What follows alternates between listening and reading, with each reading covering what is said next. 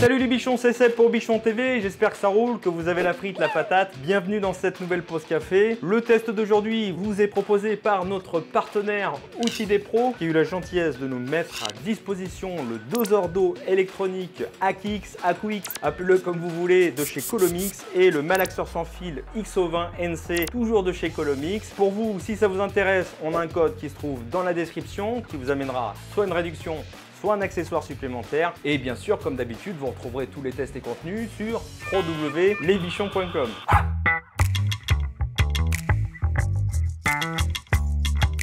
Colomix est une entreprise familiale allemande qui a 45 ans d'existence. Son cœur d'activité se concentre uniquement sur le malaxage, ce qui la rend donc experte dans ce domaine pour obtenir la meilleure qualité de mélange possible et ainsi obtenir toutes les caractéristiques, les propriétés du produit qu'on va vouloir malaxer. Parce qu'on peut avoir le meilleur produit du monde, si on ne respecte pas les dosages et le malaxage, comme on dit, ça sera du gâchis et accessoirement, on va faire peut-être une malfaçon. Elle s'impose donc comme là où l'une des références du malaxage pour le bâtiment. Et pour y parvenir, elle va bien sûr agir sur des critères qui vont influencer le résultat. Premièrement, il nous faut du matériel qui soit solide et fiable, résistant aux conditions de chantier, parce qu'on sait que c'est pas évident pour le matos. Elle affiche fièrement d'ailleurs son origine Made in Germany sur tous ses produits, et c'est vrai que ça respire la qualité. Elle va travailler sur l'ergonomie, que ça soit adapté à la tâche et le moins impactant possible sur la santé, parce que comme on dit, si on est en mauvaise posture, ça compte tout autant pour le résultat. Elle va proposer déjà aussi la bonne turbine adaptée au produit, parce que c'est vrai qu'on a souvent tendance à utiliser à peu près la même forme d'hélice pour mélanger à peu près tout et n'importe quoi. Et c'est vrai que quand on y réfléchit 2 minutes, il paraît logique de l'adapter à la multitude des produits quand même extrêmement variés du bâtiment, avec des consistances pareilles, totalement différentes, que ce soit de la peinture, que ce soit de la résine, des réagréages, des plâtres, des enduits, des mortiers-colle, pour citer que quelques-uns. Et c'est un peu comme en cuisine, on ne va pas faire monter ses blancs en neige avec le crochet pour faire sa pâte à pain ou à pizza, et il n'y a pas besoin non plus d'être cuisinier pour savoir ça, la preuve. Cette turbine doit pouvoir tourner à la bonne vitesse avec un malaxeur approprié. Donc pour ça, bien sûr, ils ont plusieurs gammes en fonction des besoins et des quantités à malaxer. On peut avoir soit une solution mobile avec le contenant équipé d'un malaxeur, ou soit d'avoir un contenant et un malaxeur manuel de l'autre comme ce modèle. C'est vrai que bien souvent, ces appareils, on les utilise assez loin des prises électriques qui sont déjà très prisées sur les chantiers, sans mauvais jeu de mots, en intérieur et encore plus en extérieur. Et c'est vrai que quand on a un malaxeur sur batterie comme le Colomix, on sera quand même bien content d'éviter ce genre de contraintes. On va pouvoir mélanger, que dis-je, malaxer son produit à peu près partout où on veut. Il fonctionne avec des batteries qui ne sont pas propriétaires, c'est les batteries du système CAS. Donc pour ceux qui ne connaissent encore pas ce système, c'est une plateforme de batterie qui est utilisée par plusieurs marques comme Mafel, Metabo et plein d'autres, qui aujourd'hui compte quand même 300 outils compatibles avec ce système. Donc pour nous, ça va nous faire des économies substantielles parce qu'on n'aura pas besoin d'acheter une multitude de batteries et de chargeurs associés. Et en plus, franchement, je les trouve d'excellente qualité. On sent qu'on a affaire à un malaxeur de compétition taillé pour le chantier. C'est le digne remplaçant du modèle XO10 NC. On a une bécane qui fait un peu moins de 5 kg avec la batterie, donnée pour 40 litres de mélange maximum, donc ce qui est déjà pas mal pour un malaxeur manuel. On a un carter d'engrenage et un cadre en fond d'aluminium moulé sous pression avec des plastiques qui sont bien consistants, bien assemblés, bien ajustés. On va retrouver des poignées ergonomiques avec l'emplacement pour le pouce dans 2 positions, avec un bouton de verrouillage d'enclenchement et un interrupteur à variateur de vitesse. Donc plus on va presser la touche et plus ça va faire tourner les LED plus ou moins rapidement. Ils ont rajouté sur ce modèle 4 tampons en caoutchouc qui vont permettre d'éviter de protéger la machine en cas de chute, mais aussi le revêtement sur lequel il va tomber. Donc ça va faire un petit peu office d'amortisseur. Je note quand même qu'il y a une face qui n'est pas protégée, c'est celle-ci. Donc là, c'est le cadre qui va toucher directement. Mais bon, on a quand même plus de chance, si on peut appeler ça de la chance, qu'il tombe sur les poignets, un petit peu comme la tartine beurrée qui a plus de chances de finir sur le côté beurré. Mais bon, sait-on jamais. Ça fait quand même le 2e exemple culinaire de cette pause café. La boîte à 2 vitesses est une des grosses nouveautés apportées, ce qui la rend un petit peu plus polyvalente que son prédécesseur pour malaxer une plus grande variété des matériaux. En première vitesse, on aura un régime en charge à 350 tours par minute avec un couple bien évidemment plus élevé que la 2e vitesse qui, elle, toujours régime en charge, tournera à 580 tours par minute. Je le trouve relativement peu bruyant à l'utilisation.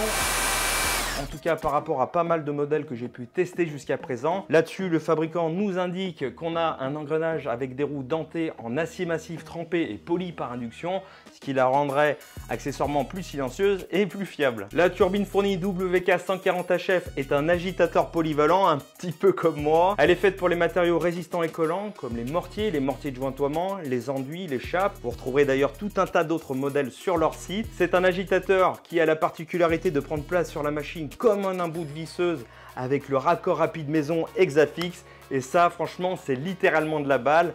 On n'a plus besoin des 2 clés nécessaires des turbines classiques en M14. Alors, si vous en possédez déjà, vous pourrez quand même les monter sur la machine, mais à ce moment-là, il faudra acheter un adaptateur 5/8 M14. C'est pas très cher, ça vaut une dizaine d'euros environ. Et inversement, si vous voulez profiter des turbines avec ce raccordement rapide sur votre malaxeur, vous pourrez le faire également en achetant un adaptateur d'équipement Hexafix. Ces malaxeurs ont une prise en main plus haute que la concurrence avec des poignées qui sont placées au-dessus du moteur. Comme ça, on évitera de travailler le dos courbé. Bon, à moins que vous fassiez plus de 2 mètres, mais bon les gars, fallait y aller mollo sur la soupe. Il propose également un doseur d'eau électronique parce que nous avons pratiquement tous l'habitude de rajouter plus ou moins de l'eau au pifomètre pour nos mélanges. Alors, pour certains produits, c'est pas trop critique, mais aujourd'hui, beaucoup nécessitent un dosage précis pour obtenir les propriétés spécifiques du matériau et de manière constante. On peut évidemment prendre des seaux d'eau gradués, ça fait très bien le job pour faire des petites quantités, mais dès qu'on commence à se tartiner des grands volumes, la manutention devient vite très contraignante, il faut les trimballer, les verser dans le contenant, et je pense que on s'en passerait tous bien, moi le premier.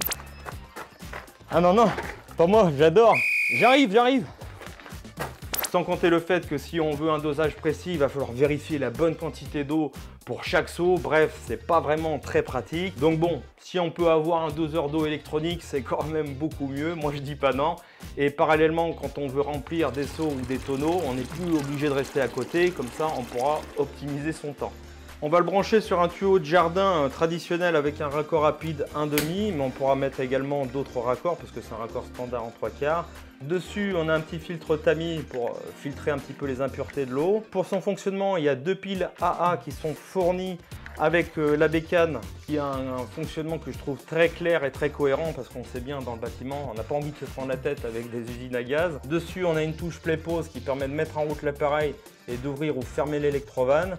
On a 2 touches M1 et M2, un petit peu comme une calculette pour nos volumes d'eau prédéfinis.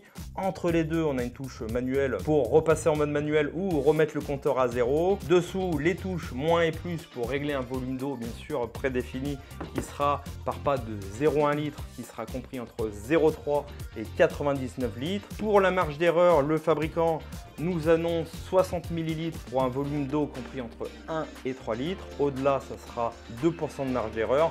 Vous pensez bien que j'ai testé tout ça avec mon petit tuyau de jardin et j'ai eu 8 litres 0,30. Alors comment je peux savoir ça? C'est pas avec mon seau d'eau gradué, j'ai pris un petit peu des risques. J'ai piqué la balance électronique de cuisine de ma femme. C'est comme ça que j'ai pu le savoir. Donc là, il a été précis. 9 litres 820. Putain, mais c'est quoi cette précision?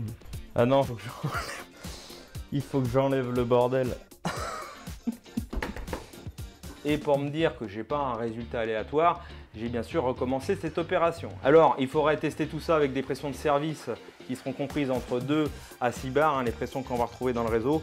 Mais je pense que globalement, on a affaire à un appareil qui est plutôt précis. Dessus aussi, on a un petit support qu'on va pouvoir mettre, le caler sur son seau ou son contenant, comme ça, on aura les mains libres. C'est un appareil qui est IP64, donc il va résister aux projections d'eau. Franchement, j'ai envie de dire heureusement pour ce genre d'appareil. Par contre, il n'est pas IP67, donc il ne faudra pas l'immerger. Pour le test, j'ai été chercher un sac de mortier universel 151, un classique. Il demande une quantité d'eau relativement précise entre 3,25 litres et 3,5 litres. Donc j'ai bien sûr sorti le Colomix Aquix, appelle-le comme tu veux. Je l'ai réglé sur 3,5 litres. Comme ça, on va le verser dans le contenant et puis on va voir ce que ça donne avec le malaxeur.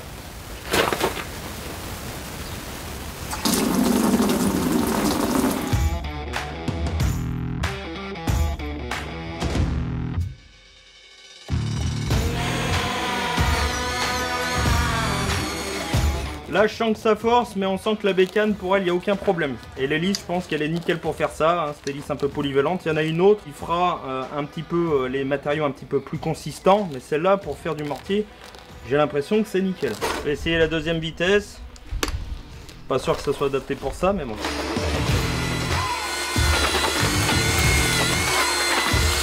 Bon, même en deuxième vitesse, hein, aucun problème. Là, la consistance, elle est parfaite. Pour du mortier, là, c'est top. Regarde ça. Regarde ça, si c'est pas beau. Je vais nettoyer l'hélice sur mon lavabo. Putain, ça c'est vraiment de la balle. Le malaxeur XO20NC deuxième génération offre encore plus de polyvalence que son prédécesseur avec sa double botte de vitesse. La liberté du sans fil, surtout avec un malaxeur, c'est très appréciable. Il fonctionne avec les batteries du système CAS qui sont performantes et adaptables sur énormément de machines. Le raccordement Hexafix, ça franchement, c'est une pure tuerie pour enlever et remettre ses accessoires. Il est vendu sans coffret, alors est-ce que c'est un outil qui nécessite d'en avoir un? Je vous laisse libre de cette pensée. Maintenant, même si c'est un outil que je trouve extrêmement qualitatif, taillé pour les professionnels, aujourd'hui, on n'a pas d'extension de garantie comme beaucoup de fabricants qui proposent le 2+1, donc 3 ans de garantie au total si on s'inscrit sur leur site dans un délai imparti. En tout cas en France, parce qu'en Allemagne c'est déjà le cas, je pense que c'est qu'une question de temps. Il y a d'autres points aussi très importants à prendre en compte comme l'indice de réparabilité et la disponibilité des pièces.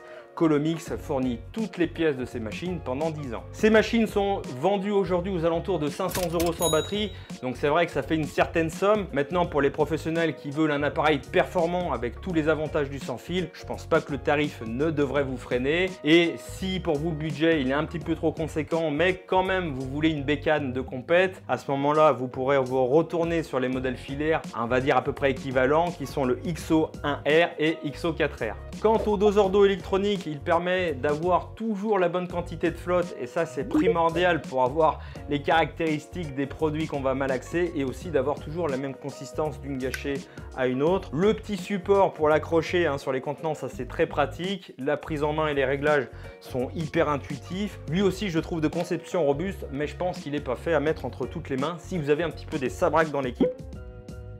C'est quand même un appareil calibré, électronique, et en hiver, il ne faudra pas oublier de le purger. Ça paraît logique, mais il suffirait peut-être d'oublier une fois pour que ça puisse avoir des conséquences sur l'appareil. C'est un outil qui se vend aujourd'hui, qui oscille entre 200 et 250 €.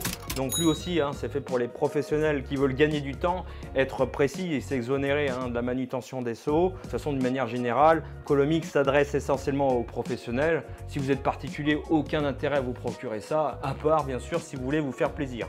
Et bien voilà, j'espère que cette petite présentation du XO20NC et du Colomix AQX aura pu vous éclairer. Si ça vous a plu, n'oubliez pas le pouce en l'air, je vous en mets un chacun, c'est notre meilleure récompense. Vous pouvez également bien sûr nous laisser des commentaires, vous savez que ça me fait très plaisir. Si vous n'avez encore pas activé la petite cloche des notifications, vous pouvez le faire. Allez, je vous laisse retourner à vos projets, portez-vous bien et à bientôt sur Bichon TV.